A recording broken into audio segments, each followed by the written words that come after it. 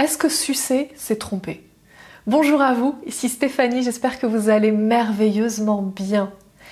C'est une question qui est très importante parce qu'elle permet de mettre en évidence quelle est la limite, quelle est votre définition de l'infidélité. C'est-à-dire la trahison, l'infidélité, pour vous, c'est quoi exactement? Parce que si vous ne connaissez pas votre limite, si vous ne connaissez pas exactement ce que vous considérez être comme de l'infidélité ou de la trahison, ce que vous considérez ne pas être de l'infidélité ou de la trahison, ça va être très compliqué de faire respecter ça à votre partenaire. Si vous ne connaissez pas, si vous ne vous connaissez pas vous-même, que vous ne connaissez pas vos limites, vous ne pouvez pas les faire respecter par quelqu'un d'autre. Donc c'est vraiment ce qu'on va voir dans cette vidéo. On va voir quelles sont les 3 composantes, vraiment pour vous aider à définir cette limite, à comprendre pour vous qu'est-ce que l'infidélité, qu'est-ce que la tromperie.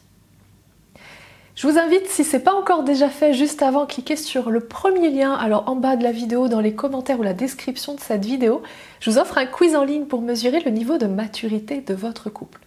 En fonction des réponses que vous apportez, je vous partage ensuite par mail, je vous envoie par mail mes meilleures stratégies amoureuses pour développer ou recréer la connexion, la complicité et l'amour dans votre couple. Donc le problème de la question « est-ce que sucer c'est tromper ?» c'est qu'en fait on en arrive à « oui c'est tromper » ou « non ce n'est pas tromper », alors que les vraies réponses sont bien plus complexes que ça. Je vais vous poser d'autres questions. Est-ce que par exemple, quand on se met en couple avec quelqu'un mais qu'on ne supprime pas ses comptes dans les sites de rencontres, est-ce que ça c'est déjà tromper? Est-ce que ça c'est déjà cheater? Est-ce que ça c'est déjà faire quelque chose de mal envers son partenaire? Est-ce qu'un massage happy ending c'est aussi tromper? Est-ce que quand par exemple on va rencontrer quelqu'un d'autre sans forcément avoir d'attache émotionnelle alors qu'on est en couple, est-ce que ça c'est tromper? Est-ce que quand on est en couple et qu'on a un crush et qu'on tombe amoureux de quelqu'un d'autre, est-ce que ça c'est tromper? Donc je vais vous aider à travers 3 composantes, vraiment à définir quelle est votre définition de la tromperie, de l'infidélité. Il n'y a que en vous connaissant vous-même que vous allez pouvoir vous respecter et faire respecter vos propres limites, c'est-à-dire ce que vous tolérez et ce que vous ne tolérez pas dans un couple. La première composante, c'est le secret. À partir du moment où il y a une notion de secret, ça vient indiquer qu'il y a potentiellement une infidélité, ou potentiellement, je vais plutôt parler de tromperie. Le secret, c'est quand je vais faire quelque chose avec quelqu'un d'autre et que je vais me taire, je ne vais pas le dire à mon partenaire. Si mon partenaire pose une question, je vais omettre ou je vais mentir. Le secret, c'est ça. Le secret, c'est aussi parfois détourner un peu les choses pour pas que les choses se sachent. Donc ça, c'est vraiment la première composante qui va vous aider vraiment à définir exactement à quel moment pour vous c'est une tromperie. C'est-à-dire, pour vous, le secret, il est à quel niveau? À quel niveau vous considérez que c'est un secret? Est-ce qu'à partir du moment où votre partenaire vous ment sur un sujet, ça devient un secret? Est-ce qu'à partir du moment où votre partenaire cache délibérément quelque chose, ça devient un secret? Ou est-ce qu'à partir du moment où il vous a pas forcément caché quelque chose, mais vous n'avez pas forcément posé la question, est-ce que ça aussi c'est un secret pour vous? Donc ça c'est vraiment les questions à vous poser. Le deuxième point, la deuxième composante, ça va être l'alchimie sexuelle, c'est-à-dire l'attirance qu'on a pour quelqu'un. L'attirance qu'a votre partenaire pour quelqu'un d'autre, ou peut-être que c'est votre cas à vous. L'attirance, le niveau d'attirance, le désir sexuel que vous avez pour quelqu'un d'autre.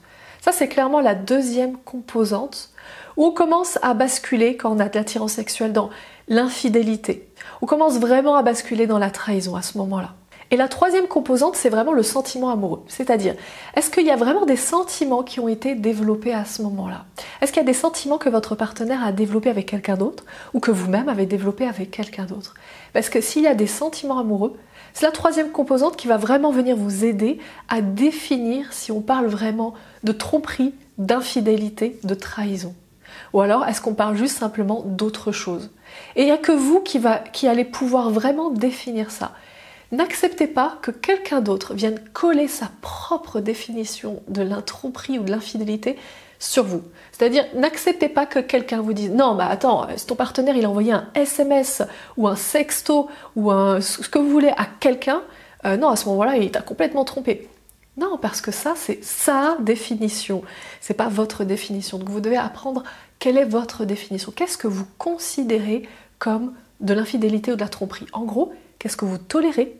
Qu'est-ce que vous ne tolérez pas? Et ensuite, je vais aller un peu plus loin avec vous sur cette thématique de l'infidélité parce qu'il y a quelque chose de très important qui malheureusement, je considère, en tout cas c'est mon avis personnel, n'est pas abordé sous cet angle-là.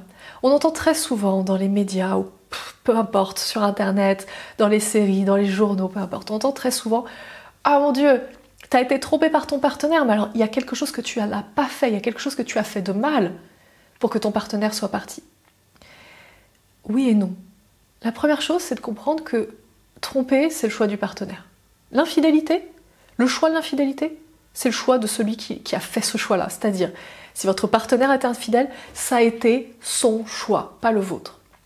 Vous ne l'avez jamais obligé à devenir infidèle. Donc ça n'a pas été votre choix. Donc vous n'êtes pas responsable de ça. Votre responsabilité, elle s'arrête à simplement, peut-être que j'ai pas tout mis en œuvre pour que dans notre couple, il se sente suffisamment bien, suffisamment lui-même. Parce que s'il s'était senti suffisamment bien et suffisamment lui-même, il n'aurait pas eu besoin d'un outil pour aller mieux. Et l'outil qu'il a sélectionné, c'est pas vous qui l'avez forcé à le sélectionner. C'est pas vous qui avez forcé votre partenaire à sélectionner l'outil de la tromperie. Absolument pas. Donc ça veut dire que votre responsabilité, c'est peut-être au niveau du couple. Est-ce que vous avez vraiment tout fait pour que votre partenaire et vous vous sentiez complètement vous-même et complètement épanoui dans le couple? Mais le choix de la tromperie, le choix de cet outil pour se sentir mieux, c'est pas vous. Vous ne l'avez pas provoqué. Il y a des personnes qui choisissent de changer de job pour se sentir mieux dans leur couple. Il y a des personnes qui choisissent de changer de voiture pour se sentir mieux. Il y a des personnes qui choisissent de faire un break et de partir pendant 1 mois dans un autre pays pour se sentir mieux. Et il y a des personnes qui choisissent l'infidélité. Il n'y a pas un outil qui est mieux que l'autre. Il y a juste des conséquences qui vont être plus agréables ou plus désagréables après derrière. J'espère vous avoir éclairé vraiment sur cette notion de est-ce que sucer c'est tromper, mais surtout qu'est-ce que la tromperie, qu'est-ce que l'infidélité, quelle est la définition qu'on y met derrière, et plus que la définition, ne surtout pas tomber dans le panneau et croire que si mon partenaire a été infidèle, c'est parce que je suis coupable de quelque chose, je suis responsable de cette infidélité. Non, absolument pas. Vous n'êtes pas responsable de l'infidélité de votre partenaire. Je vous invite à cliquer sur les notifications YouTube juste en bas de cette vidéo pour être notifié lorsque je vais sortir la prochaine vidéo. Sinon, vous allez la rater et c'est vraiment dommage. Et puis, j'ai plus qu'à vous souhaiter une magnifique et merveilleuse journée. Prenez soin de vous et à bientôt.